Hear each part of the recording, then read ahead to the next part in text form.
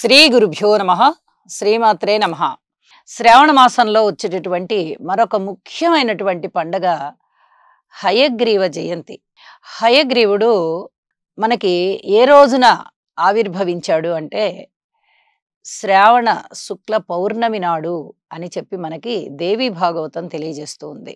జ్ఞానానందమయం దేవం నిర్మలం స్ఫటికాకృతిం ఆధారం సర్వ విద్యానాం హయగ్రీవం ఉపాస్మహే. అన్ని విద్యలకి ఆధారభూతమైన వాడు అని చెప్పి ప్రధానమైనటువంటి అర్థంతో ఈ శ్లోకాన్ని విద్యార్థులకి నేర్పిస్తారు. ఎక్కువగా విద్య చాలా బాగా వస్తుంది అని చెప్పి మన యొక్క నమ్మకము, విశ్వాసము నిజము కూడా. ఒకసారి విష్ణుమూర్తి గారు పాల సముద్రంలో అమ్మవారితో కలిసి ఉన్నప్పుడు చెవిలో గుబిలి ఏర్పడిందిట. ఆ గుబిలిని తన చేతులతో తానే ఇలా ఇలా అనుకుని బయటికి తీశారట. బయటికి తీసేటప్పటికి రెండు చెవుల్లోంచి వచ్చినటువంటి గుబిలి ఇద్దరు మధుకైటభులుగా ఆవిర్భవించారు. మరి వారిద్దరూ సన్మార్గంలో ఉన్నవారా అంటే కాదు, వారు దుర్మార్గంలో ఉన్నారు, దుష్టులు, రాక్షసులు. అయితే వీరిద్దరూ వెళ్ళిపోయారు. ఇక పుట్టి పుట్టంగానే చక్కగా తపస్సు చేసుకున్నారు, అనేక రకాల బలాలు సంపాదించుకున్నారు, వరాలు సంపాదించుకున్నారు. ఇక మన్ని మించిన వాడు లేడని వాళ్ళు విర్రవీగుతున్నారు. అయితే దేవతలందరూ కూడా విష్ణుమూర్తిని ప్రార్థించారు, దేవా మాకు ఏమిటి ఈ బాధ, మధుకైటభులు మమ్మల్ని చంపేస్తున్నారు అని, నేనే వాళ్ళని సంహరిస్తాను, మీరేం బాధపడకండి అని చెప్పి వాళ్ళని పంపించేశాడు. ఇక యుద్ధానికి వెళ్ళాడు.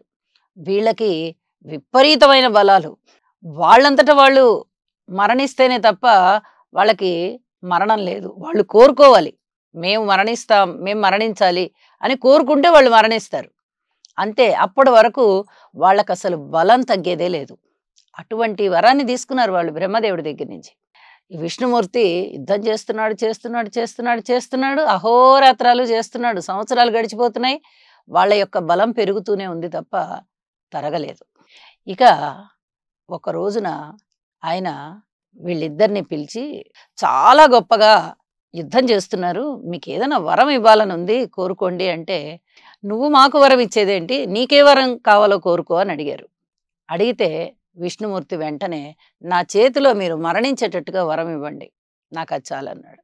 వాళ్ళిద్దరూ బిత్తరపోయారు, నువ్వు ఇలాంటి వరం కోరుకున్నావేంటి అని. అంతే, నా చేతిలో మీరిద్దరూ మరణించాలి అని అడిగాడు. సరే నీ చేతిలోనే మరణిస్తామన్నారు. కాస్త విశ్రాంతి తీసుకొని వస్తానుండండి, యుద్ధం చేసి అలసిపోయానని చెప్పి వెళ్ళిపోయి పడుకున్నాడు. మధుకైటభులు విజృంభించి తమ రాక్షసత్వాన్ని ప్రదర్శిస్తూనే ఉన్నారు. దేవతలు, మునులు అందరూ వచ్చి ప్రార్థించారు. చివరికి ఎవరి ప్రార్థనలని ఆలకించక విష్ణుమూర్తి అలా విశ్రాంతిలోనే ఉన్నాడు. ఒక చెద పురుగు, ఆ చెద పురుగుని వీళ్ళందరూ దేవతలందరూ ఆశ్రయించారు. విష్ణుమూర్తిని ఎలాగైనా నిద్రలేపు అంటే, మరి నాకేంటి లాభం అని అడిగింది చెదపురుగు. విష్ణుమూర్తి అంతటి వాడిని నిద్రలేపడం అంటే అది మామూలు విషయం కాదు, నేనా పేడ పురుగుని, చెదపురుగుని, నేను అందరూ నన్ను తిట్టుకునే వాళ్లే తప్ప నాకేం పెద్ద ప్రయోజనం లేదు ఈ ప్రపంచం ద్వారా, కానీ నా వల్ల కూడా ప్రపంచానికి ఏం ప్రయోజనం లేదు, నాకేదైనా మంచి వరం ఇస్తే నేను విష్ణుమూర్తి వారిని వెళ్ళి నిద్రలేపుతానంది.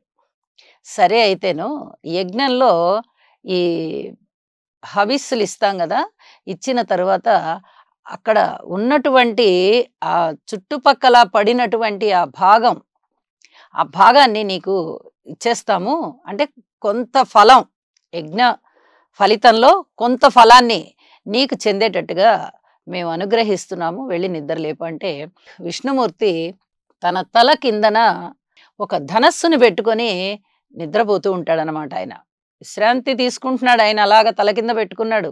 ఇక ఈ చెదపురుగు వెళ్ళి నిదానంగా ఆ ధనస్సు యొక్క ఆ వింటి నారిని కొరుకుతుంది.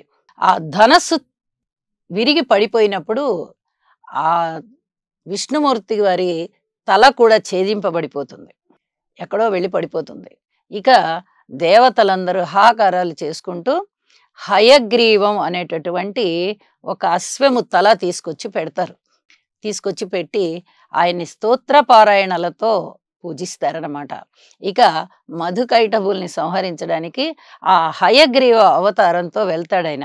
వెళ్ళి మరి నా చేతిలో చనిపోవాలి మీరని చెప్పి కోరుకున్నాడు గదా! వరం అడిగాడు గదా! కాబట్టి వెళ్ళి యుద్ధం చేసి మీరు మీరు ఇంకా మరణించండి అని చెప్పాడు. వాళ్ళిద్దరూ మరణించేశారింక. ఇక హయగ్రీవ ఉత్పత్తి ఈ విధంగా జరిగింది. రాక్షసుల యొక్క బెడద ఆ విధంగా పోయింది. కాబట్టే ఈ హయగ్రీవుని యొక్క చరిత్ర, ఈ జన్మ రహస్యం తెలుసుకుని చక్కగా భక్తి ప్రపత్తులతో హయగ్రీవుణ్ణి పూజించినట్లయితే అధికమైన జ్ఞానం, చక్కటి సంతోషం, విజ్ఞానం, అభివృద్ధి అన్నీ కూడా ఉంటాయి. విద్య బాగా అబ్బుతుంది. ఈయన విద్యలకి ఆధారభూతుడైనటువంటి వాడు అని చెప్పి మనకి దేవీ భాగవతం చెబుతూ ఉన్నది. కాబట్టి ఈ హయగ్రీవుడు ఏ రోజు జన్మించాడు అంటే ఈ శ్రావణ శుద్ధ పౌర్ణమి నాడే కదా హయగ్రీవ అవతారం ఆవిర్భావం జరిగింది. కాబట్టి హయగ్రీవ జయంతిని మనము చక్కగా పూజ చేసుకుని ఆ భగవంతునికి, విష్ణుమూర్తికి ఎన్నో స్తోత్రపారాయణాలు చదువుకుంటూ ఈ యొక్క కథని చెప్పుకుంటాము అని చెప్పి తెలియజేస్తూ, హయగ్రీవుని యొక్క ఈ చరిత్ర విన్నవారికి కూడా చాలా పుణ్యం వస్తుంది అని చెప్పి కూడా దేవీ భాగవతం మనకి తెలియజేస్తూ ఉన్నది అని చెప్పి తెలియజేస్తూ నమస్కారం.